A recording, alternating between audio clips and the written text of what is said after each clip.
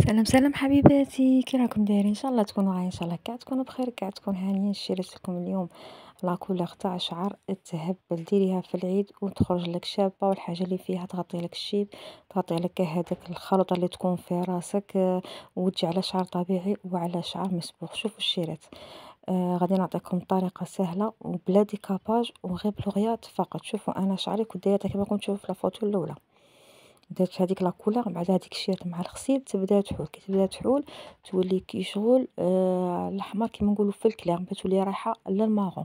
دونك كان شعري الفوقه لا كولور ديجا بدات تهود، ولات لاباس تاع شعري، وتحت بقى فيه كيما نقولوا شويه كحوليه مع شويه من هذيك لا كولور الاولى.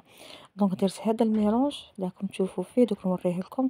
وخرجت واحد لا كولور شابه كيما قلت لكم، اللي تكون دايره ليماج تقدر دير لها تفتح لها دوك ليماج تاعها تولي لا كولور شابه. لكن الشعر تاعك طبيعي تعطيك لون عسلي بزاف شباب.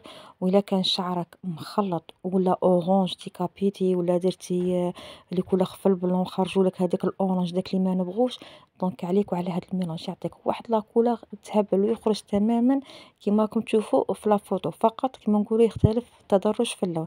بس كي ديروه فوق ليماج ماشي كامل نديروه فوق قاعده تاع الشعر تكون صبغه على شعر طبيعي ولا شعر مسبوغ. هي قد ما يكون الشعر فاتح تعطيكم لون كلير ولون شباب.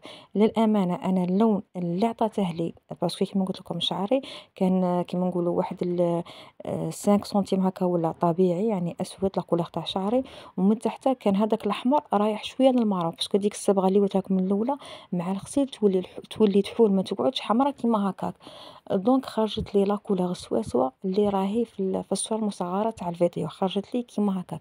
مي قد ما يكون الشعر فاتح لا كولور تاعه كلير، كنتي صابغه في البلون ولا دارت له ليماج، قد ما تخرج لك طبيعيه. واللي يكون الشعر تاعها اسود طبيعي ولا دايره اللون في الغوامق، ستادير في المارون شوكولا ولا العسلي بانواعه، ولا يخرج لك لون فاتح كيما هذوك لي فوتو اللي راهم في لا فيديو.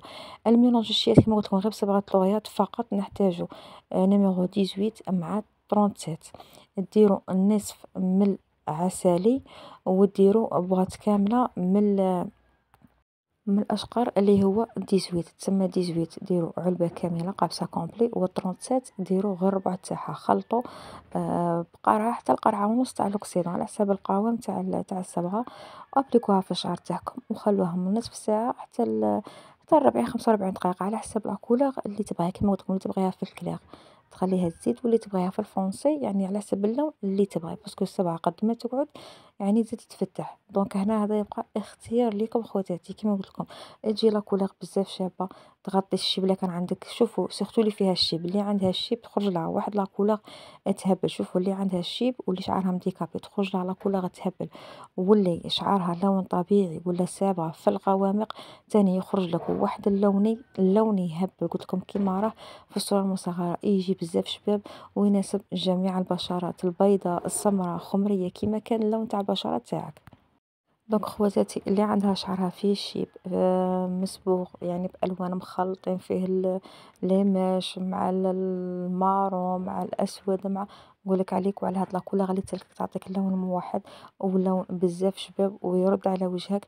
ديري في العيد غايتولي كي بوبية، وهادي كاع يسقسوك على لاكولور اللي راكي دايرتها. ما تروحي عند حفافة ما تضيعي دراهمك ما والو، غير 20 وانتي درتي لاكولور في الشباب.